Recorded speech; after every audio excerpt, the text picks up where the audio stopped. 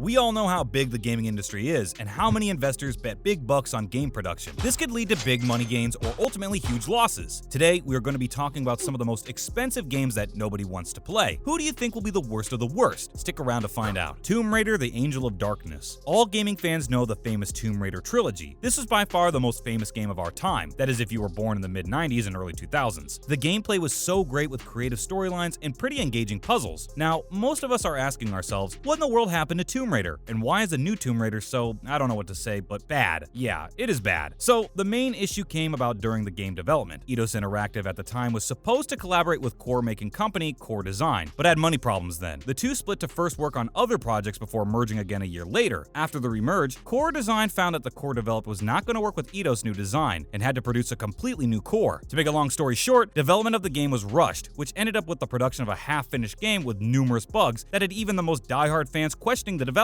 Will we see another sequel to the Tomb Raider trilogy? I really doubt it. Brutal Legend. I know that most of you will argue that Brutal Legend was not a flop since it sold more than Psychonauts, but it was not a huge selling success either, considering all the money that was put into the project, and all the investors who expected to gain something out of it. Financial success aside, this game was meant to be a banger with it featuring many musical legends like Ozzy Osbourne, Rob Halford, Lemmy Kilmister, and many other heavy metal legends. I'm not gonna lie, the game was good, but not as good as advertised. Gamers were expecting a daintier hack and slash gameplay, which later turned out to be a pseudo command and conquer strategy game that did not sell with the players. The gameplay was also criticized, with many players complaining about the wrongfully timed in-game dialogues and sloppy transitions between cutscenes and in-game action. Although not a huge failure with all the expectations behind it, we have to agree that it was not a new success either. I really hope Brutal Legend 2 will be better. We have to agree though that 100 heavy metal songs featured in the game were lit. Battlefield 2042. Even die-hard Battlefield fans have to agree that this game deserves to be on the list. With a lot of expectations behind it, this game was supposed to be a hit right from the get-go, improving on various dynamics that were questionable in Battlefield 5. However, this game was so bad that thousands of players signed a petition for refunds for all in-game purchases on all platforms. That's how bad the game was. The game was filled with bugs and glitches that DICE and EA, instead of releasing new game modes, are still struggling to make the game actually work. Another big flaw with the game was the lack of a leaderboard. This sent the fans absolutely over the edge, with developers promising to include it in the next update. Whether the developers will actually manage to turn the game around and make it actually playable is a mystery. It would require a miracle to save this sinking ship. By the time they update it, it will most likely be the year 2042 itself. I Am Alive. This is the perfect example of great ideas and poor execution. This game was supposed to be The Last of Us before The Last of Us was released. The game is set in a town ravaged by earthquakes where you have to scour for everything you need to survive. The idea on paper was great and promising, but when it came to putting those ideas in the game, everything went south. First, you have a gun, but bullets are scarce, which might seem like great gameplay, but it gets old really quickly. Second, you can pull out the gun on other machete-wielding survivors, and they will raise their hands up and surrender, but don't make a mistake to lower the gun down, for they will come rushing at you again, making you repeat the process again. If that's not bad, wait until you try out the controls. I swear you'll be throwing your controller out your window. Response time is dismal, reloading the bow takes way too long, and weapon accuracy is really questioning. Even the game animations are bad and stiff. If they had taken more time to actually work on improving the game, maybe it could have been better. And just imagine that this isn't even the worst game on the list. Stick around to find out what it is. Daikatana. Again, if you're one of those people who began gaming in the late 90s or early 2000s, then you probably have played Doom, a highly engaging and great first-person shooter classic of the time. Daikatana was another classic designed by the same developers of Doom. Then why did this game end up being branded as one of the worst games of all time? First was its delayed release. With so much hype in its release, the company kept postponing its release, pissing off a lot of gamers during that time. It took 3 years of rewrites and mismanagement for then outdated game to be released. To add salt to the wound, the gameplay was hectic, with many players complaining of how the AI opponents were very dumb. How can you hype a game so much like it's the second coming of Jesus and then deliver an outdated, boring game? The once hyped god of gaming, John Romero, completely lost his hold on the gaming community, and none of his projects have been a success since. I know you can't imagine a game worse than this, but there is. Stick around to find out which game it is. Battleborn. Many argue that the main reason for Battleborn's failure was that it was released at almost the same time as Overwatch. However, various other factors contributed to its failure. You might be wondering, how did such a beautiful game end up being one that nobody wanted to play? Well, the main reason behind this was its complexity. The game was really skill demanding, and not a lot of people were able to master the gameplay. The game matched newbies with pro players, which ended up pushing players more and more to Overwatch. The initial launch also came with numerous bugs, and many complaints discouraging others from buying it. If that wasn't enough, everything in the game was super expensive, which led many players to abandon the game altogether. With an extremely bad player base, the company saw it best to shut down the game servers, as it was only bringing losses keeping the game on. Evolve. Players have no problem with in-game purchases, as they are used to that by now, but there is a fine line that gaming companies companies should not cross. It seems that Evolve developers did not get the memo and ended up crossing that line. Everything in the game was overpriced. It's like their main aim was to milk the players of everything they had. They could have at least added something like a season pass where one got a pack of items, but no, they had to be greedy. Not only that, the game got boring very fast. They did not have regular updates where they added new monsters or hunters or maps. They could have at least brought in a new game mode to spice things up a little. Because of this, they lost almost 95% of their player base and the game servers ended up being shut down. Finally, the grand finale, E.T. the Extraterrestrial. You thought the other games on this list were bad? Then you are not ready for this. This game takes the crown for the worst game created in history. It is like the Hitler of the gaming industry. The game was so bad, it almost ended gaming altogether. Imagine a game so bad that players went and buried copies of it in the desert, maybe for future excavators to find and place them in the museum as the worst mistake in history. First, the game only took 5 weeks to develop, which explains the end product. The game was released in 1983, but even the graphics were extremely bad for the time. The game was also full of bugs, mostly because of its rushed production. Players kept falling into holes. 90% of the time you didn't know what you were doing. Atari ended up losing close to $100 million after its release. It led the Great Depression in the gaming industry at that time. That is how bad this game actually was. And there you have it, a list of some of the most expensive games that nobody wanted to play. Make sure to let us know your thoughts down below, which you think was an astronomical mistake, apart from E.T. of course. Do you think there will emerge a challenger to E.T.'s crown? Thanks for watching, till we meet next time.